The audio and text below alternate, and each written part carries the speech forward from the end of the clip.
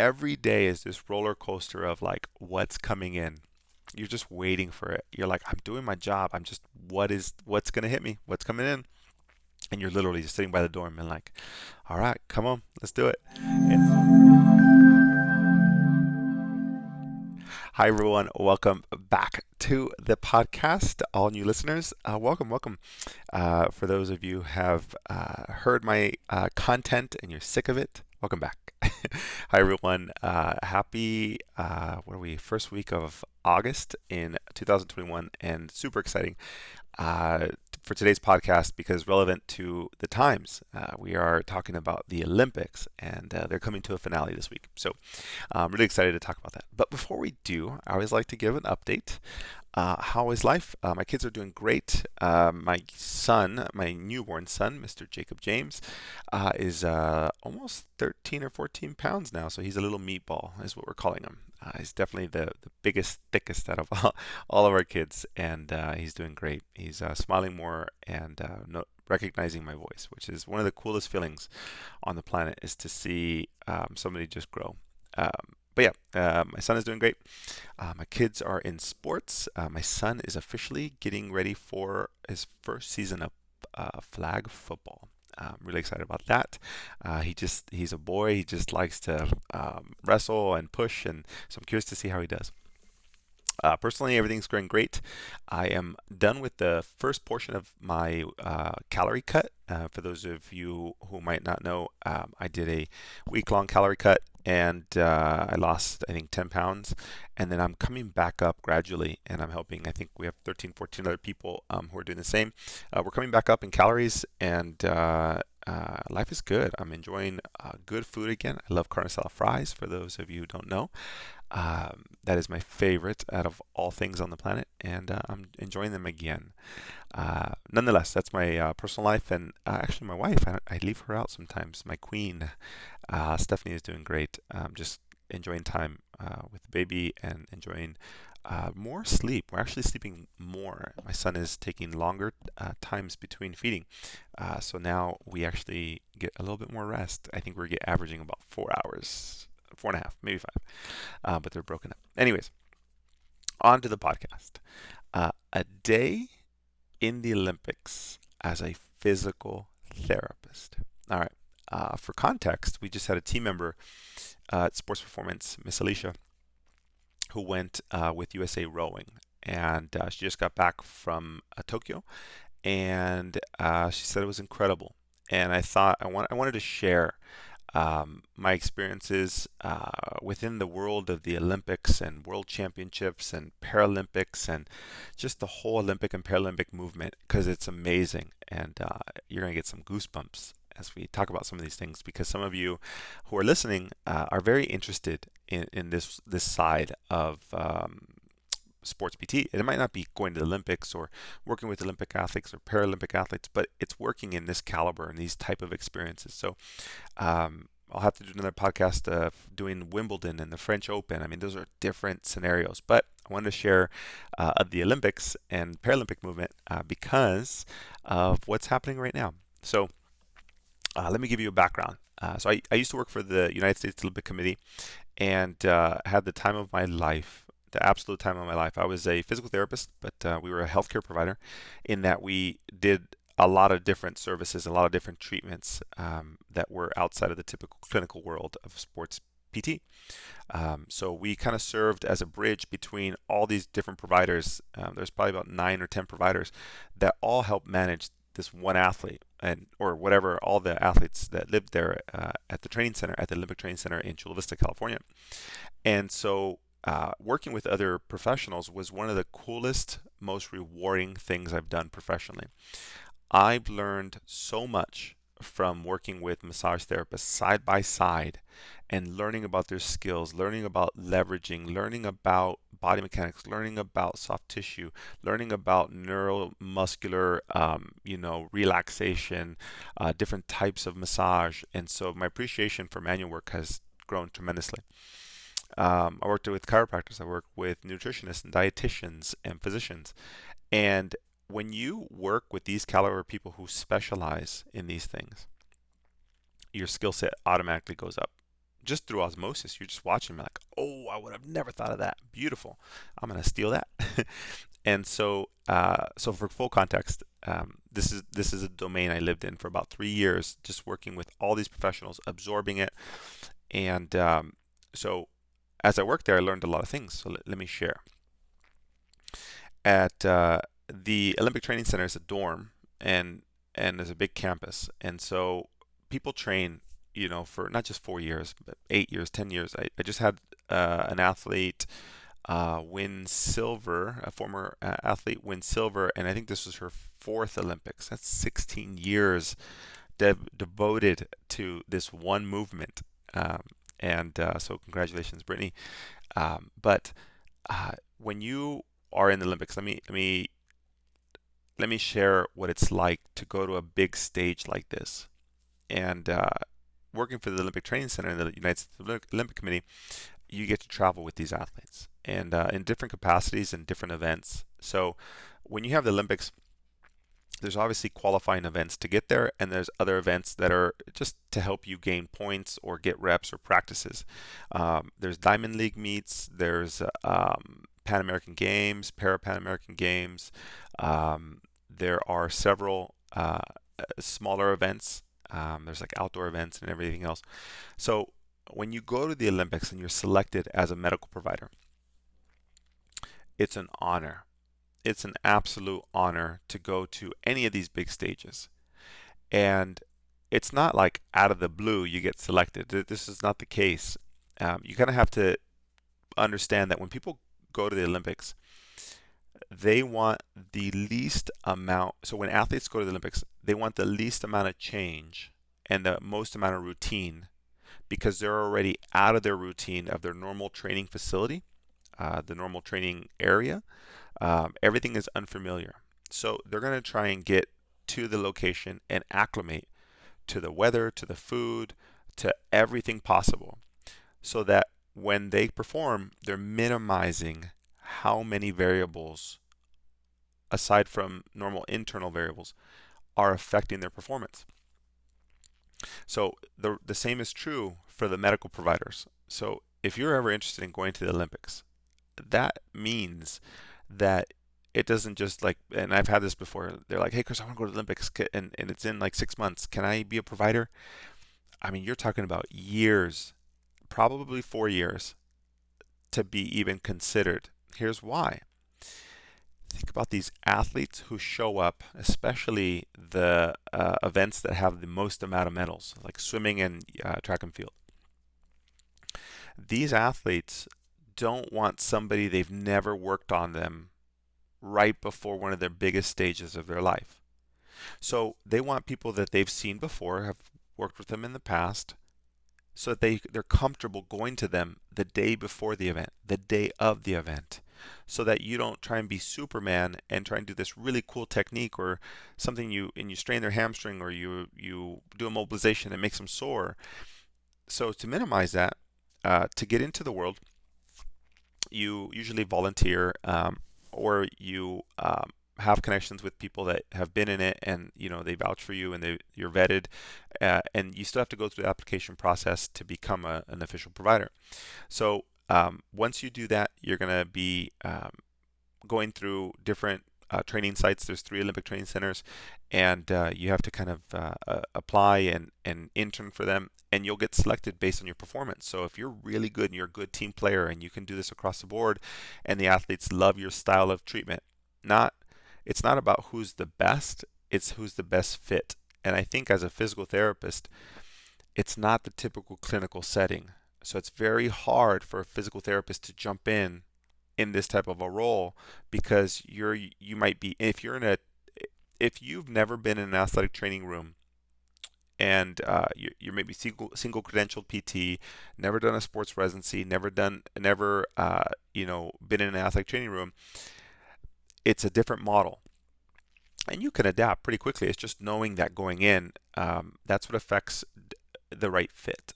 So the training room model is, some people walk in, some people have appointments, There's always going to be changing things. The things you will see will not be just musculoskeletal. It might be dermatology. It might be varying degrees of just health. And so you kind of have to know how to triage. Is this in my scope, or I have somebody, a specialist, to help me out? And so typically we're very comfortable in the musculoskeletal world. So we know that how to treat a knee or shoulder or whatever it is. So if you have somebody who has a dermatology problem, your first instinct is like, I haven't done that since PT school, and that's normal. But what happens is how you deal with things, how you manage athletes.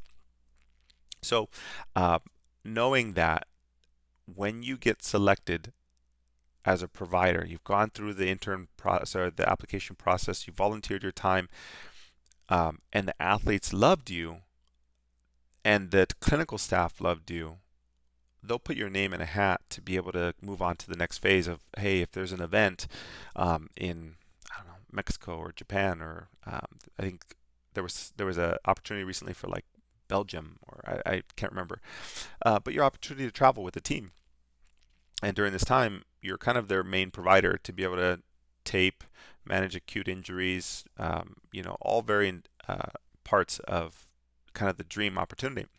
So let's assume you've gone through all these stages, and you've gone through one event. The team loved you. They invited you back for one a year later, and they loved you again, and they invite you back for the third. And then they have to decide on who's going to be this main provider that they love the most. Not who is the best, is who they love the most. There's a difference. You'll get a magical envelope or phone call and say that you've been selected to go to this massive worldwide event. And it's one of the coolest feelings. Like, you open this thing and you just can't believe it. Like, you're like, I'm gonna frame this, right? You've been selected, or you get an email, and so that's the stage. That's how it feels like going in. That's what it takes to get there. So now, once you're selected, what happens? Tell me what it's like to be in this big stage in the Olympic and Paralympic movement. So you're gonna get set up with some cool gear. That's make sure you're getting into this for the right reasons. Some people really just get in it for the fame, and I used to manage people coming in, all the volunteers coming in, and you could tell who had different intent. I'll be politically correct about that. And so you'd see there's some rock stars, great clinicians, great, they just fit, and athletes love them. They're like, that person's going to grow within this world. So you get the letter or email. You'll get set up with apparel, sizing, all that stuff. And depending on where you're at, they'll select your flights for you. Everybody, we all meet at a central location, into wherever the flight is going out of. You'll get all your gear. You're going to, if it's in, I don't know, Texas. Yeah, everyone goes to Texas, get your apparel, and then you try everything on, make sure it's good. And actually, the coolest part, they actually had tailors there while you were getting all your apparel. So like, it fit perfectly. So you're literally trying on pants, and you're like, I'm a 32-inch inseam, and it's 34. They'll just trim it, and they sew it right there. I thought that was pretty amazing. And even with like sweatpants and khakis, it was like tailored to you. So next time you're watching the Olympics or the Paralympics or anything worldwide, watch their uh, the ceremonies, the opening ceremonies. Their stuff is fitted. It's amazing. So you go there, get your gear, you fly into the destination, and typically you want to fly into the location. Think about this: if you flew into the location days before an event, there's a lot of risk in that.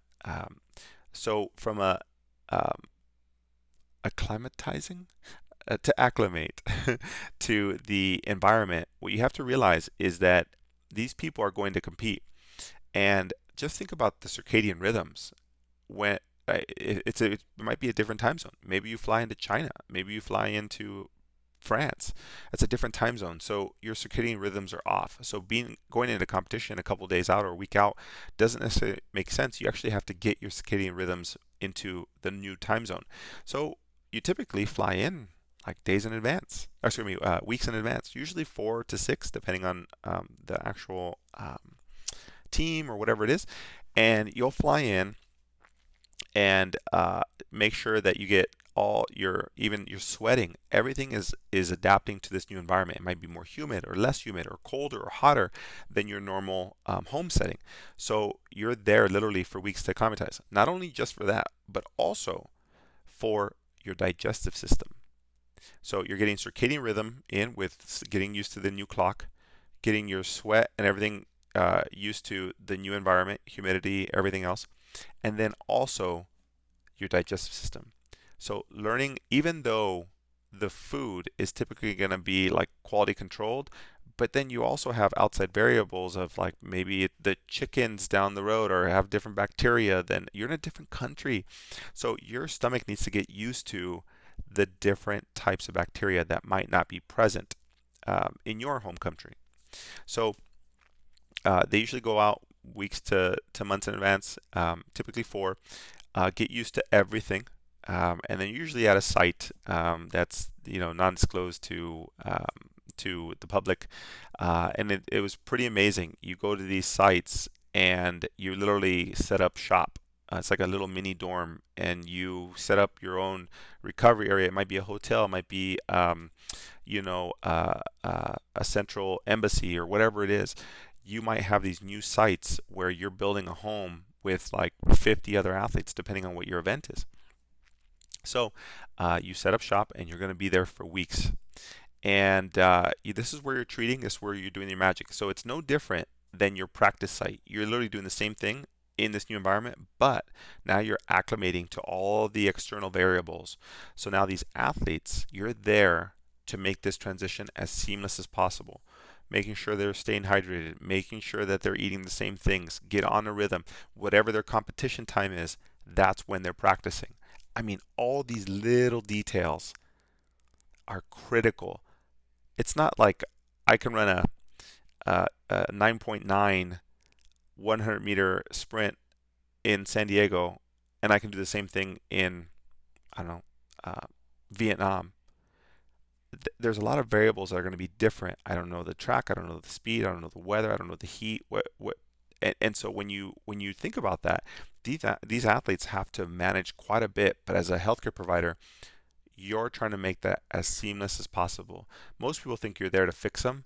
You're there also to help make their life easy and think less about those external variables and keep them laser focused on one thing, and that's winning and absolutely crushing their performance. In order to do that, you got to know what those variables are so you can help mitigate those. So making sure that they're sleeping on time. Yes, you are their alarm clock. And so what are there's a couple things I want to talk about. What are the hours? Like, how does this work? I mean, are you working like a normal 9 to 5? Are you working like 2 to 10? The easy answer is there is no 8-hour shifts. And that's very different from the mindset of PT, typical orthopedic PT. And I had my first exposure to this was in my residency, and I understood that working like a training room style or professional sports, there is no clocking in, clocking out. You are just always on, and the athletes typically have your cell phone, so they can, hey, I'm having this issue, or I'm having trouble, sleeping. I mean, what do I do? How do I get connected with the doctor? So you're always on. You're kind of that mediator and buffer. So the hours are pretty much you're waking up around, depending on your sports, because that makes a big difference on their time slots when they train. But if you have a big team, like a swimming team or a track team, you're working 18 hours easily. You're up at 5. You're probably up at 4 to start treatments or get the training room ready, or you're game planning with all the other healthcare providers. Around 5 or 6 in the morning, you start treatments. You're working on them. You're getting there. You might be at the dining hall eating with them, and you're connecting with them. And really what you're trying to do is understand where are they physically and mentally. Where do you need to help offset? What do you need to help support? And so the dining hall was a really good opportunity to connect with them outside of their injuries, because that's the real person. That's what they're really being challenged with. Sometimes the knee pain was manifested with other stuff, but only because it was an issue. They were so concerned about this thing that it wasn't the real root. The real root was that they couldn't sleep and they were just focusing on something that was bothering them. And we really had to get them just under control with decreasing the focus on their inability to sleep. So go to the dining hall, have breakfast with them, hang out, go back, work on treatments, work on everything that's going on, and you're not doing one region. You're always doing like tune-ups. So you're doing neck, a little bit of shoulder. What else is tight? My back. Let's do a quick stretch session. So this is very different from if you come from an insurance-based ortho world. Like this is total body treatment, and that was hard for me. I have to admit, I was not used to what why am I working on like everything if like everything's perfect? Why do I have to touch it? And if you get that statement, if you resonate with that, you're probably like, yeah, it just doesn't make sense. Why? Um, these are athletes. Their entire body is their job. And if you isolate one knee from their hips or one ankle that is not tied to their shoulder, what you don't know is you're not putting it relevant to their sport. Left ankle mobility can definitely impact a right-handed javelin athlete. Or if they're jiu-jitsu, their neck, hips, ankles all better be great. They have great mobility and flexibility. Why? Because their performance is addressing all those things every single day, and they're ultimately their whole body is moving. They're training all day, every day. They're doing strength work all day, every day, total body. So you can't just treat a knee, and that was hard for me. I really was like, why? Why can't I just do this? And it was my fault. What I wasn't seeing is that I was trying to treat a musculoskeletal problem by doing therapy on that region instead of taking more of a view of a strength coach and figuring out holistically what are the demands of this sport and where is the trauma and stress can be applied and how do I minimize how much stress and trauma is going to be applied over the next year. And I couldn't think like that. And so when these athletes would come to me, it was hard for me to understand that and say like, well, all right, I'll work on your left knee, but it's not really bugging you. Or, but then I got it. I started working with athletes and I started understanding if I can keep their whole body tuned up like a vehicle and I can do tune-ups regularly, I can keep them away from feeling pain or tightness or achy as much as possible. And so when I went to these large events, at the Paralympic, Olympic level, these people know exactly what is wrong. So they're especially track athletes and swim athletes who are very, very technical. Um, it's like, hey, left AC has been bugging me. My L45 and C5, C6 are a little tight. Can you work on those? And then my scalings, have also been a little off. Can you help me working with that?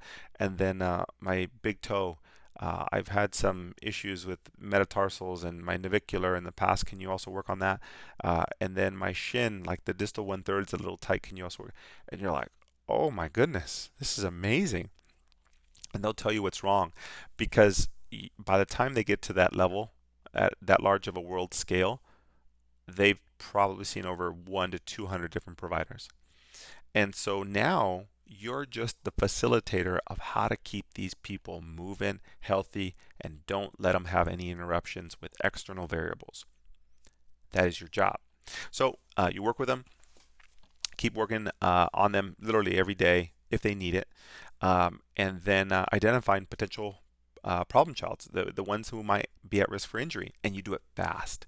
So you're always having meetings, 3 times a day, whatever it is, people in passing at the different dining halls during lunch, and you're like, hey, that's being flared up. If we don't control that in the next 2-3 days, that can be a problem. So you work with a physician. Do they need, are they going to do a dose of meds or whatever it is? And so it's really cool because even though it's not your specialty, you start identifying stuff and you're like, hey, doc, can you take a look at this? I think this is going to be beyond me. Or, the acupuncturist, like, hey, is there something you can do? Because I'm being limited and I can't over treat this area. I can use some help on your end. And so, or is it a dietitian's problem or challenge? What is it? And so you're always problem solving, but you're more of a puzzle piece within that whole puzzle. And you're like, where can I also help? And you're trying to just find those people to help solve this case. And you're doing that every day for all these athletes, and it's actually very, very stressful. But it's one of the coolest feeling ever, because you're like, I'm literally just trying to set them up for success so that when they perform, they don't have any other thoughts. And that's your job. So you go to the dining halls. Sorry, you go morning dining hall. You're gonna go treat, lunch dining hall. You're gonna, they're probably gonna take a nap after lunch. You meet with everybody, make sure everybody's doing okay, and then you have an afternoon session. Maybe they're doing a weight room session, whatever it is. It's literally their days. Normally at their training facilities, just in a new location, and you're just now with them every step of the way. At night, you have dinner, and then you have post afternoon treatments, working on this is usually like soft tissue problems. They have a lot of massages during this time, maybe some acupuncture, whatever it is. And so you're just kind of fine tuning all the little things. What do you have going on? And then they go to sleep, and then you're probably going to sleep around 11, 12 midnight. And that's like, then you got to do paperwork, you got emails, you got phone calls, text messages, and depending on where you are, you might not have good service. Wi-Fi is challenging, so there's a lot of moving parts on this, and the bed's not comfortable. If you heard at the most recent Olympics, I think they were cardboard, and so the accommodations, like, you can't control for that. And some of the athletes, they're on those same beds, so the next morning they may be like, man, everything you did yesterday felt amazing. However, those beds are horrible. Now my back hurts, my neck hurts. Now you got to fix those things and get them back on the track or in the pool to make sure they don't have anything stopping them from being able to train at 100%. So every day is this roller coaster of like what's coming in. You're just waiting for it. You're like, I'm doing my job. I'm just, what's going to hit me? What's coming in? And you're literally just sitting by the door and being like, all right, come on, let's do it. And so you're literally doing this for about 2 to 3 weeks, prior to their even start times. So if the Olympics or Paralympics are in August, you might be early January, a whole month before, doing this at a site that's not disclosed, and it's maybe near the area or within driving distance, but everybody's housed at a different place. And then closer to opening ceremonies, about a couple days out or a week out, they're going to go into the village. And so this is where everything starts to really turn into something real. You got them for 2 weeks controlled in an environment, and they're feeling great. They got the routine, they're adapted and acclimated to the weather and everything else.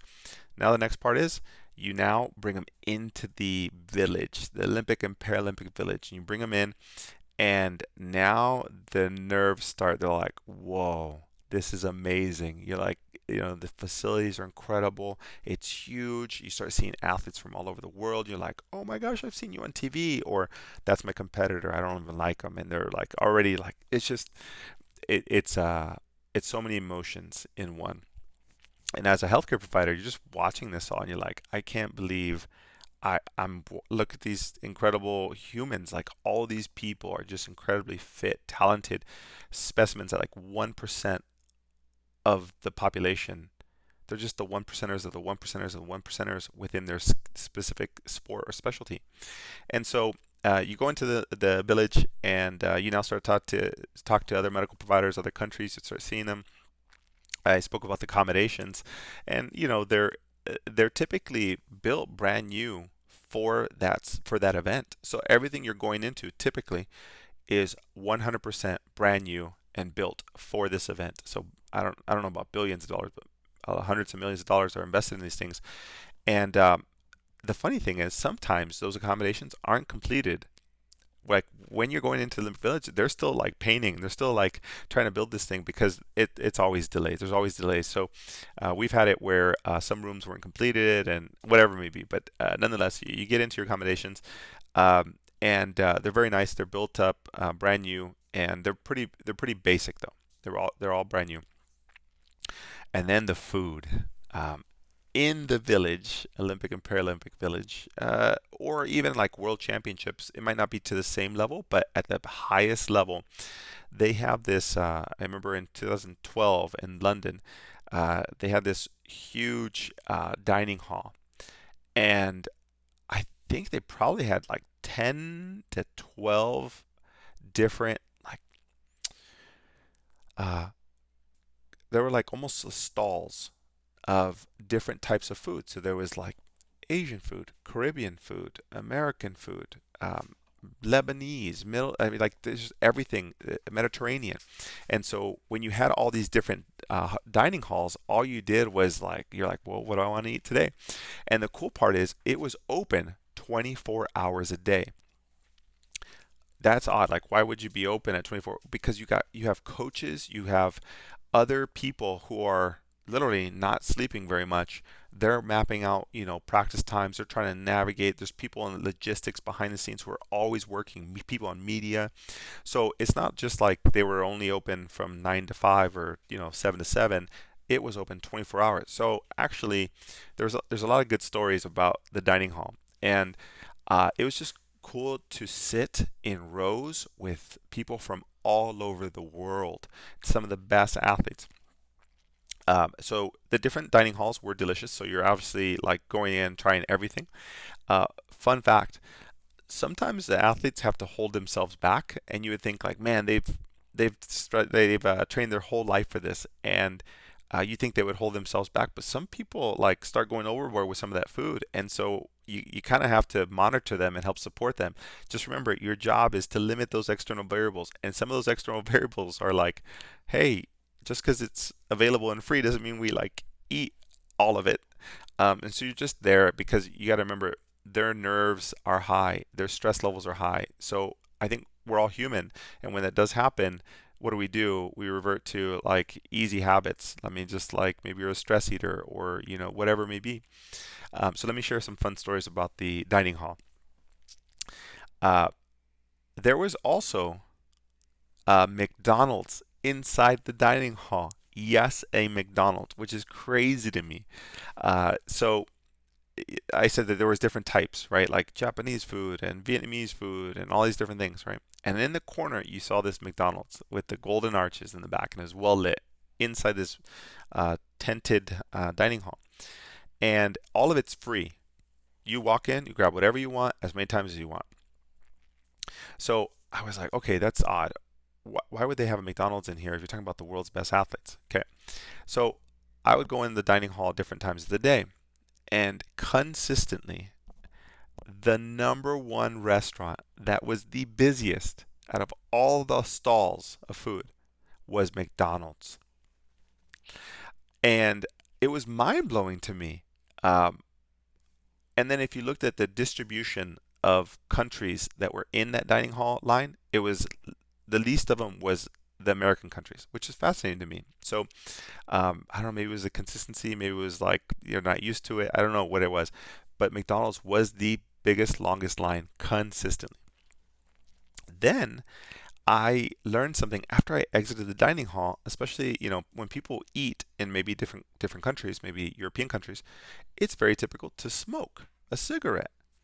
So here I am at one of the world's largest stages outside a dining hall that has a McDonald's. I walk outside after dinner, and there are athletes, the world's best athletes, smoking cigarettes. I mean, I was just so surprised. There's nothing wrong. Like, you can smoke cigarettes all you want. I was just very surprised that the one percenters of the one percenters of the top athletes of the world were smoking cigarettes after their meals at McDonald's and training for the most important event of their life in the next few days. It was just I just didn't know what was coming. I had no idea. So they got me. I was very, very surprised. So yeah, that was the dining hall. Really cool opportunity. A lot of good food. It's delicious. So there I am working 18-hour days. Usually waking up at 4 or 5. Early meetings, dining hall, treat, dining hall, uh, practice or weightlifting session, dining hall, whatever it is, and then just meetings and constantly uploading notes, everything behind the scenes, so that way we can set up for people for success. And the accommodations were okay. There was new. It was just cardboard and like very, very basic mattress. So you're not sleeping the most, and you're not sleeping with the best quality, and you're working 18 hours, not as well rested, and here you are trying to help the best of the best perform at their best in an environment that is not necessarily the best. So a lot of obstacles, a lot of challenges, and you're challenged definitely mentally and physically because you're probably spending 4 weeks with these individuals. 4 weeks, so two on the prep and then two in the village. And there's a lot of stress. There's a ton of stress because these people have practiced their whole life for this moment. And so any small thing sets off a cascade of events, and your provider, you're there to help them. You're like at the deep root, don't you ever forget what your role is. Your role is not to take pictures and go tour and sightsee and go out at night. Like, your job is literally to help people achieve their dream. And if you keep that in the top of your head the entire time, you'll be successful. If you ever want to get to this point, you got to hear, everything behind the scenes to make you appreciate what really goes on to keeping people healthy during the most critical time in their life, performance-wise.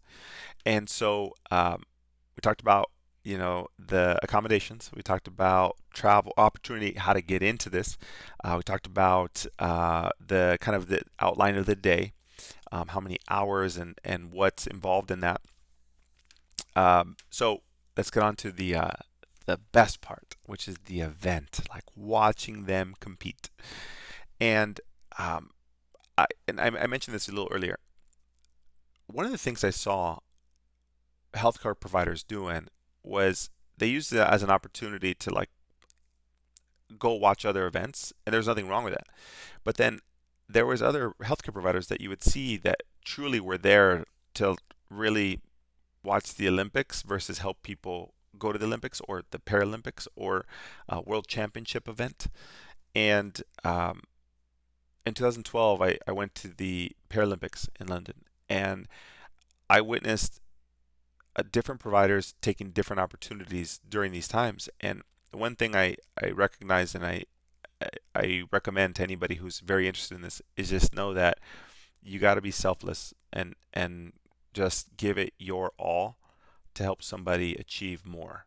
And don't use this as an opportunity for yourself. This is an opportunity for you to appreciate somebody who truly has been the most hard working at their sport to dedicate years of their time, years and hours and days. People miss weddings, funerals, birthday parties to be pro athletes. You got to understand that it's a different life, and you as a healthcare provider are there for one role: facilitate that. And so the events were incredible. To be part of it. In 2012, and it changed things, but in 2012, we got to experience the opening ceremonies.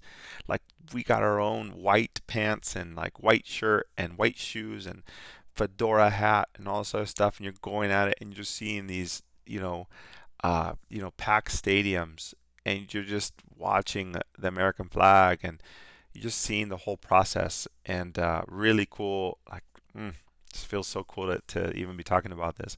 And so you get the opening ceremonies and closing ceremonies, and the rules have changed, and they will continue to change, especially with the current pandemic and other things. But either way, there are times where you get to watch zero of it, and you're watching it from the screen. And I remember the events were pretty amazing to watch. However, I remember telling family and friends about my opportunity. They're like, "Oh my gosh, were you in the stands and like watching your athletes?" And I was like, "Wow, you it's not anybody's fault, but you really think that we get to enjoy the aspects of everything that we put into it." And actually we don't, in the sense that in theory, if you have multiple athletes, an individual sport, if you have a team sport, it's different. Everybody's on the same court, so then you're watching it. In track and field or in swimming, you have different events, so there's different times, and they're all blocked out by like hours. So actually, fun fact, when we were at the track and we were working on the athletes right before their event, we were not even at the main track.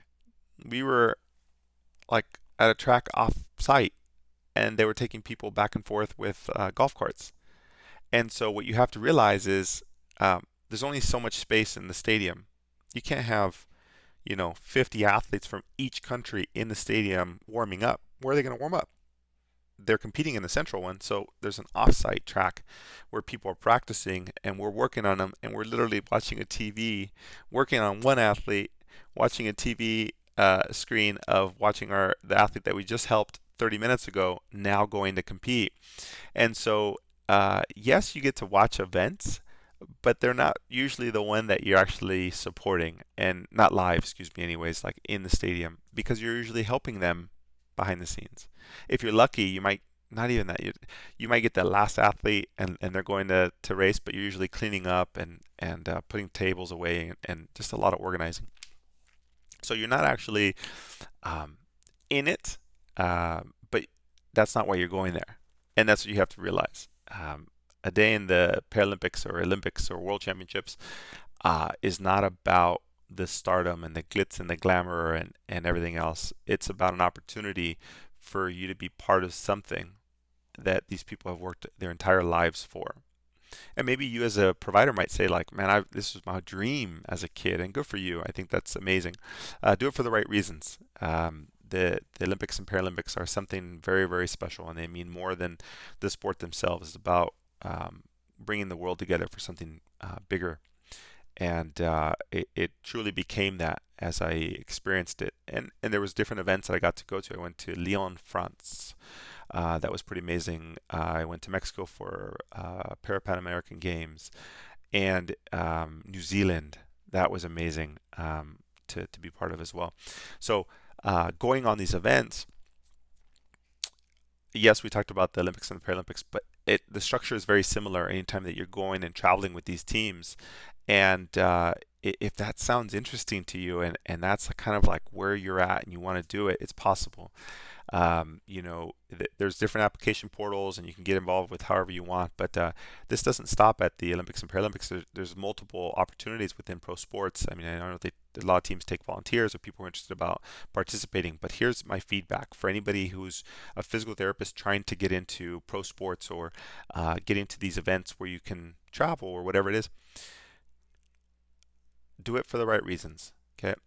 Because if you're doing it and you're going to be selfish and you're going to get to a point where you want to put it on your resume, you want a photo with this person, it'll show immediately, and the team, the medical staff will read, and the athletes will read right through it and won't invite you back. So my feedback for you is to be genuine. Uh, don't ask athletes to take pictures with you. Like, that's not what it's for. You're there to be part of it. And so, of course, taking pictures and doing those things, but the minute you start asking for like autographs and pictures, like it becomes very challenging. So play that fine line. Do it for the right reasons. They will literally feel that because they've probably been treated by hundreds of healthcare providers, and they can tell who is in it to say they were in it, or somebody who's in it because they want to help them. That's the difference. So there's my feedback for you. If you're interested in those things, I say go for it. They're great. It's just about when professionally can you do it, and if it's for you, if you're willing to work 18 hours, in the daily grind, be part of a medical team that is not about you. You are not the superstar. You are part of a team, and that's unfamiliar to us who work in a clinic. We're usually the superstar helping them. And when you enter this world, you're just one of a larger team that is along the journey of an athlete and help facilitating that. So there you have it. A day in the Olympics as a PT. You can remove the word Olympics and say Paralympics. You can say World Championships. You can say pro sports, international pro sports, or traveling as a physical therapist. It is possible.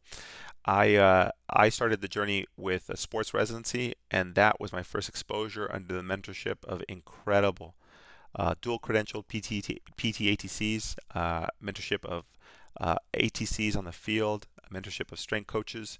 I went on to work for the United States Olympic Committee, where I worked directly with physical therapists athletic trainers, chiropractors, massage therapists, acupuncturists, dietitians, sports psychologists, physicians, surgeons. And they showed me what my role was to help people.